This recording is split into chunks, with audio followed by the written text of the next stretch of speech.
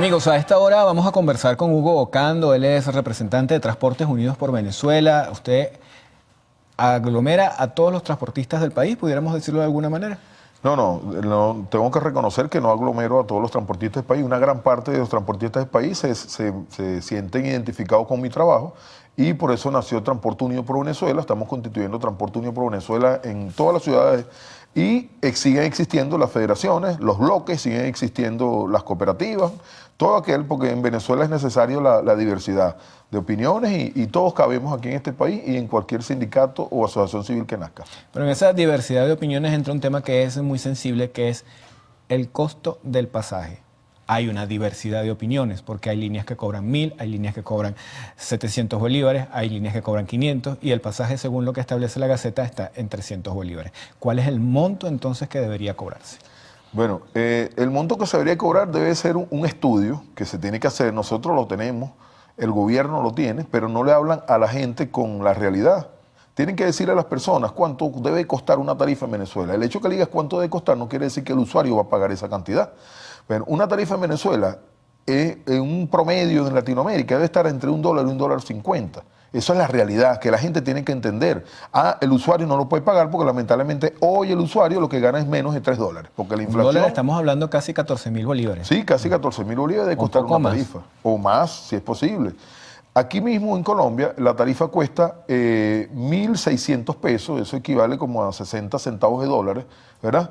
Inclusive están subsidiados los transportistas en Colombia.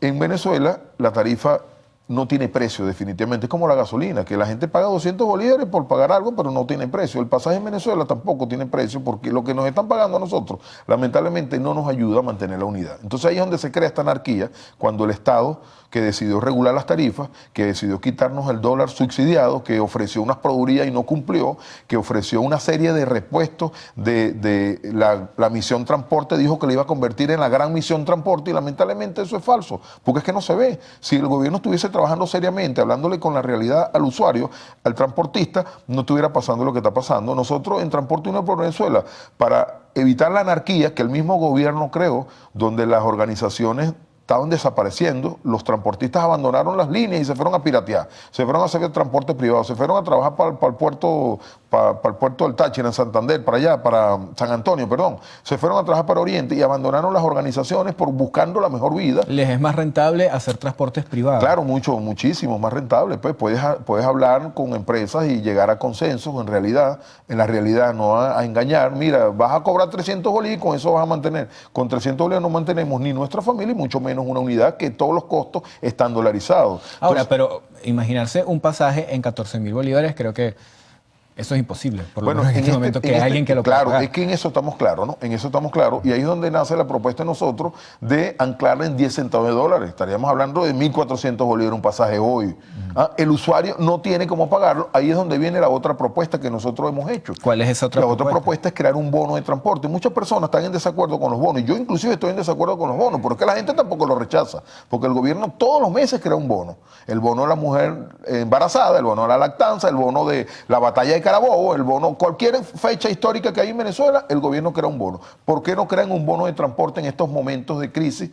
Inclusive, los únicos castigados en este país con un sueldo mínimo son los empleados del gobierno y los obreros del gobierno. Porque las empresas privadas todas que quieren seguir trabajando, que creen en este país, han creado bonos de transporte, han creado condiciones para que los compañeros lleguen a sus trabajos, les han alquilado unidades de transporte cerca de alguna estación del metro, la gente que quiera apostar. Entonces, los únicos que están castigados con un sueldo mínimo son los empleados del gobierno. Ahora, ¿y en qué se diferenciaría ese bono, por ejemplo, del subsidio que se da al pasaje estudiantil o al pasaje de las personas de la tercera edad?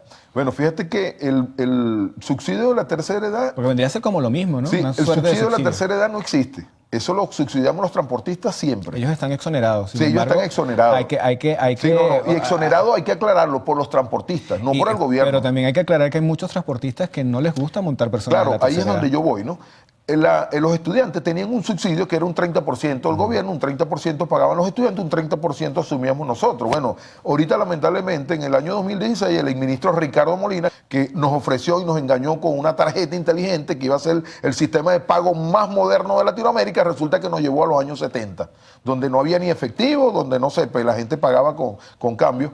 Entonces resulta que nos ofreció un sistema de pago moderno y no lo cumplió. Ahora resulta que los estudiantes perdieron ese subsidio. Nosotros ahora tenemos que asumir los costos que ellos no pueden pagar, lamentablemente. Y todas esas son cargas que tiene el sector transporte que no puede mantenerlo con una tarifa como está. Cuando pero el responsable de eso tiene que asumir su responsabilidad, que es el gobierno, valga la redundancia, tiene que apoyarnos y lamentablemente no nos apoya y se está creando una anarquía. Pero ¿cuál es la salida que ustedes dan sobre todo para los pasajeros? Porque en todo caso, el que menos responsabilidad tiene en toda esa ecuación es el pasajero que simplemente quiere dirigirse a su trabajo para laborar para o nosotros hemos lugar. propuesto los bonos de transporte, son medidas transitorias, no tiene que ser perenne. Nosotros estamos haciendo un esfuerzo grandísimo en mantener una unidad con una tarifa regulada, ¿verdad?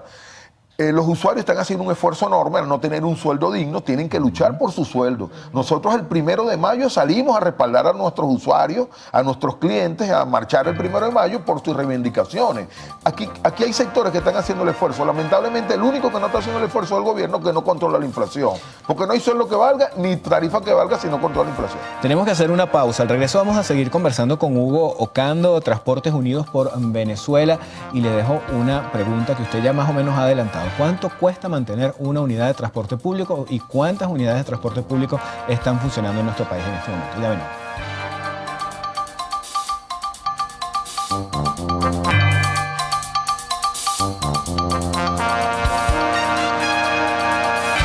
Amigos, seguimos conversando con Hugo Ocando, presidente de Transportes Unidos por Venezuela. En la parte anterior le dejaba una inquietud. ¿Cuánto cuesta el mantenimiento de una unidad y cuántas unidades están funcionando en este momento, están por las calles en este momento en Venezuela?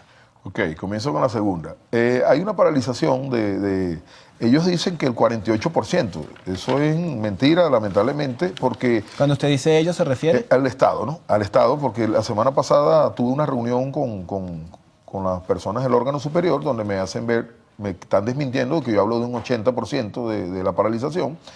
Ellos hablan de un 48%, por lo que me dijeron las autoridades. Pero igual un 48% ya es alto. Es bastante, pues, muchísimo, pero bueno, cuando ellos reconocen 48, porque eso pasa del 80 también. Esa es la otra realidad.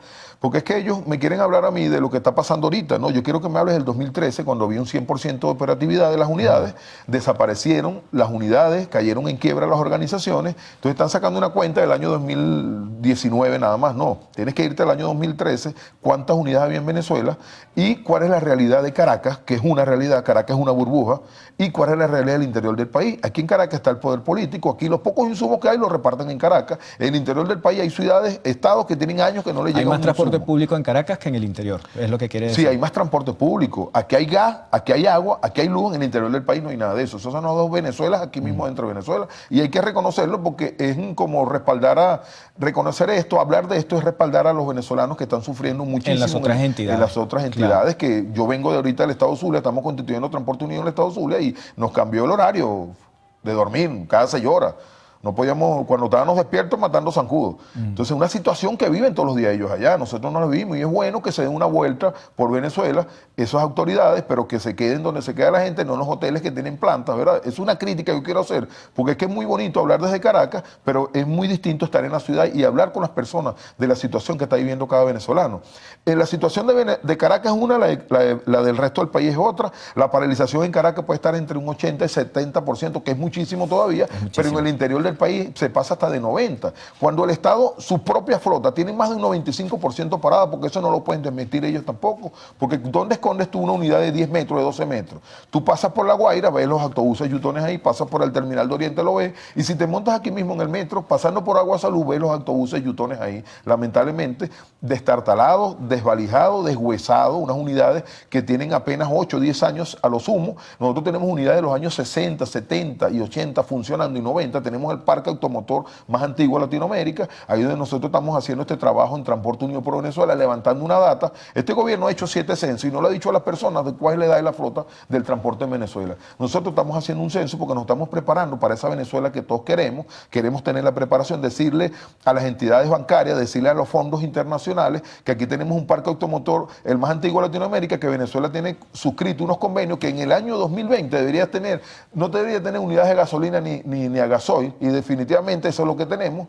Estamos incumpliendo esos convenios internacionales. Aquí mismo, el único país en Latinoamérica que no tiene unidades híbridas es Venezuela. Aquí en Chile tenemos unidades eléctricas, unidades modernísimas. ¿Por qué nosotros los venezolanos, siendo un país tan rico, con tantos recursos, estamos viviendo esto? Ahora, el mantenimiento de las unidades.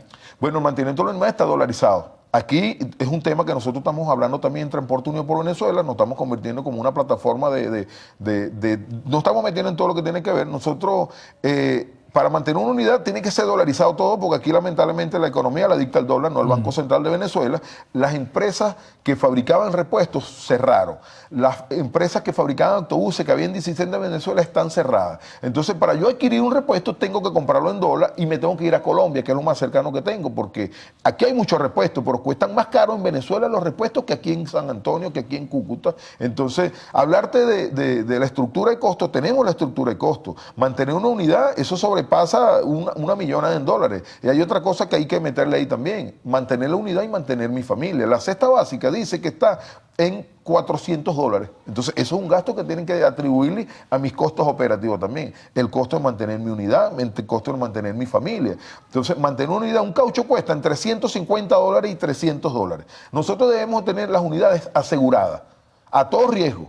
Y lamentablemente no las tenemos aseguradas. A lo sumo, algunas organizaciones tienen seguro de RCB por mantener la ley, por mantener aquí un requisito que nos piden. Pero hay muchas cosas que hemos de hacer nosotros. Lamentablemente las unidades están rodando muy inseguras. Cuando tú ves un caucho de una unidad que tiene un sobrecaucho puesto por una persona, es un riesgo. Esa unidad cargada a 80 kilómetros por hora frena y no la va a parar ese sobrecaucho que le están poniendo. Ahora, usted me dice que recientemente tuvo una reunión con el gobierno nacional. ¿Qué se habló allí? ¿Se llegó a algún acuerdo? Fíjate que yo tengo que informar aquí que ya yo no pertenezco a las 3 mesas que pertenecía, la mesa de seguridad social, a la mesa del órgano superior del transporte y a la mesa de seguimiento que la maneja la vicepresidenta, por estas actitudes, ¿no? Que a ellos les molesta cuando yo reclamo, cuando yo no voy a una reunión con el ministro, yo no voy a echarme fotos ni a aplaudir funcionarios, yo voy a hacerles ver las carencias que tenemos nosotros y las propuestas que nosotros podemos tener. Bueno, ellos son incómodos y lamentablemente me sacaron de esas mesas.